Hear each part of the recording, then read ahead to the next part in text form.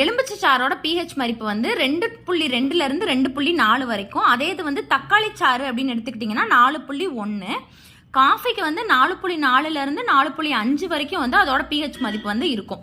First லெமனை ஞாபகம் வச்சுக்கோங்க. அப்புறம் தக்காளி, காஃபி, அப்புறம் வந்து மனிதனோட உமிழ்நீர், வீட்டில் பயன்படுத்தப்படுற அமோனியா. ஃபர்ஸ்ட் வந்து எலுமிச்சை சாருக்கு எவ்வளோ 2.2 இருந்து 2.4 வரைக்கும். அதே இது தக்காளி சாருக்கு வந்து 4.1. காஃபிக்கு வந்து 4.4 இருந்து 4.5 வரைக்கும் அதோட pH மதிப்பு வந்து இருக்கும். மனிதனோட உமிழ்நீருக்கு வந்து 6.5 இருந்து 7.5 வரைக்கும் அதோட pHோட வேல்யூ வந்து இருக்கும். அதே இது வீட்டில் பயன்படுத்தப்படும் அமோனியாக்கு வந்து எவ்வளோ இருக்கும் அப்படின்னு பார்த்தீங்கன்னா 12 வந்து pH மதிப்பு வந்து இருக்கும்.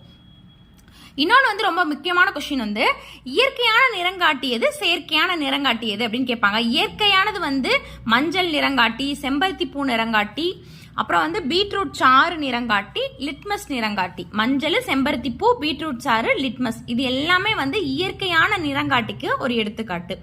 அதே இது செயற்கை நிறங்காட்டிக்கு வந்து எடுத்துக்காட்டு என்ன அப்படின்னு பார்த்தீங்கன்னா பினாப்தலினும் மெத்தில் ஆரஞ்சும் வந்து செயற்கையான நிறங்காட்டிக்கு வந்து எடுத்துக்காட்டு. அடுத்தடுத்த வீடியோஸ்ல வந்து நிறைய இம்பார்ட்டன்டான கொஸ்டின்ஸ் வந்து நம்ம பார்க்கலாம். சேனலை சப்ஸ்கிரைப் பண்ணிட்டு பக்கத்தில் இருக்க பெல் ஐக்கானை வந்து ப்ரெஸ் பண்ணி வச்சுக்கோங்க. அப்பதான் வந்து டெய்லி நம்ம போஸ்ட் பண்ற எல்லா வீடியோஸும் உங்களுக்கு நோட்டிஃபை ஆகும். தேங்க்யூ.